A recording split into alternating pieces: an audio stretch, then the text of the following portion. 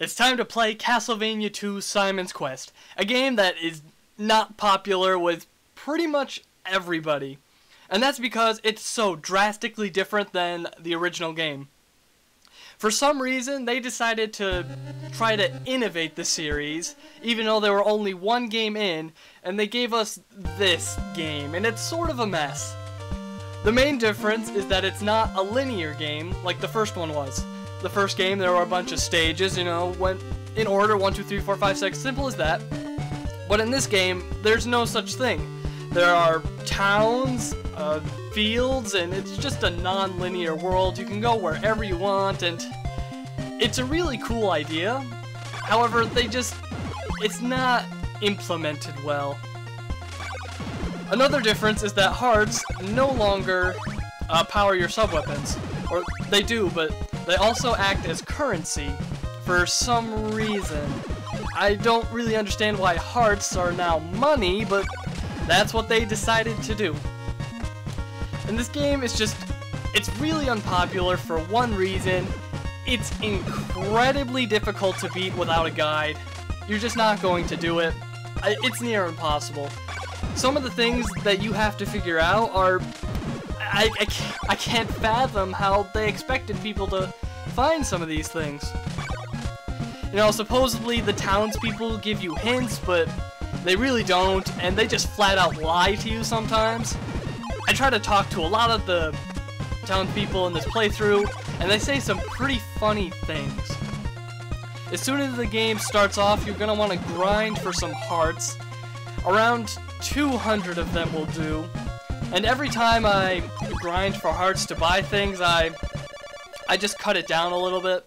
So you may see a few transitions here and there, just so you don't have to watch me kill enemies for 5 or 6 minutes.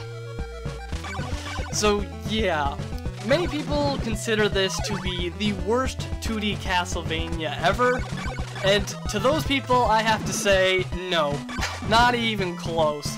There is one game in the series that's so bad that it shouldn't even be played. But I'm gonna play it at some point, although I really don't want to. There was a nice transition right there. Every so often, the game will change from day to night. At night, the enemies are twice as strong, but they also drop more hearts, so if you're strong enough, go hunt for hearts during the night. In between day and night, there's this transition where a text box will appear and just pauses the game, and people seem to really hate it. I don't really care. I really don't. People seem to think that it's just annoying how it interrupts the game like that. I mean, I guess I understand where they're coming from, but I don't know. Usually I have a drink nearby, so I just take a sip of my drink, you know, whatever. Doesn't bother me too much. I guess a lot of people are very impatient, and yeah.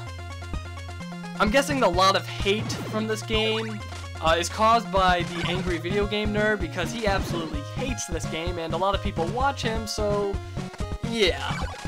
A lot of people hate it as well. I don't think it's that bad. Once you know how to beat the game, it's not terrible. There's still a lot of things I don't like about it, but once you know how to do everything, it's not that bad. It's definitely not a great game, and it's certainly the worst Castlevania on the NES, but it's not as bad as everyone says, at least in my opinion. After you collect a large amount of hearts, you will actually level up, and when you level up, your vitality increases by a little bit.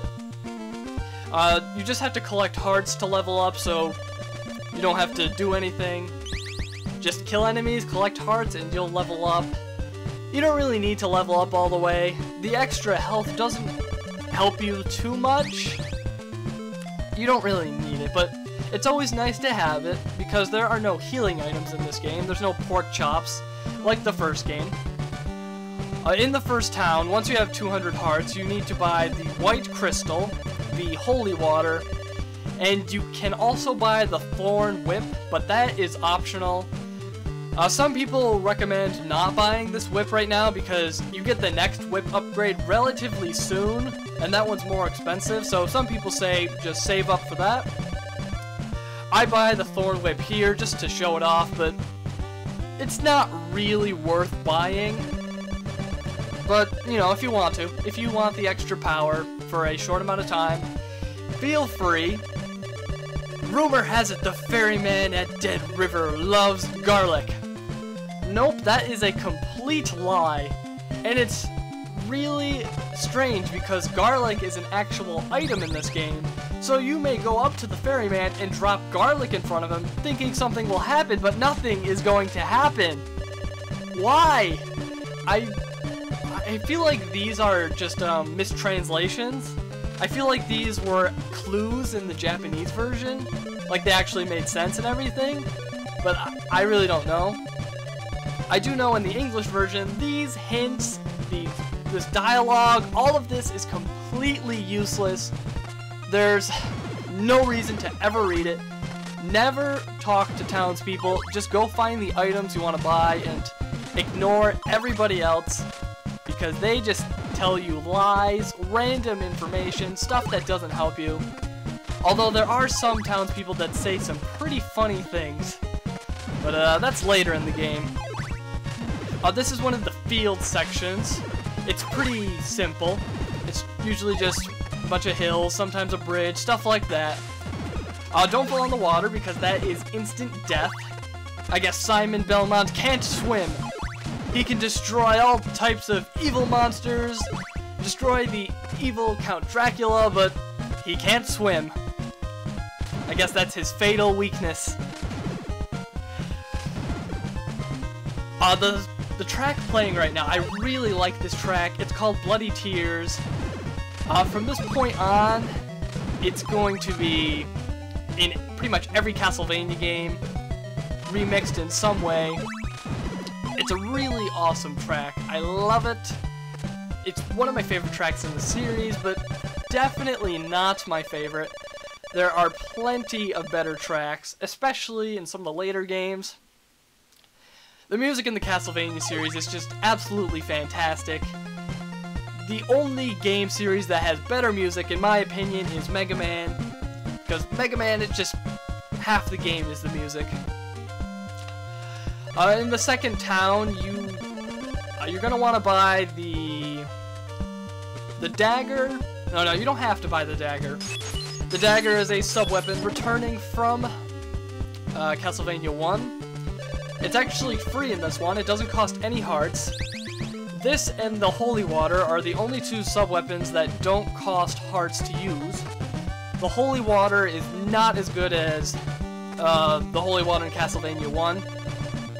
But you're going to be using it a lot because the Holy Water can destroy hidden blocks, which allow you to get some upgrades later in the game and come to some townspeople selling some whip upgrades and stuff like that. You're also going to want to buy the Chain Whip. Yeah, the Chain Whip is also in this town.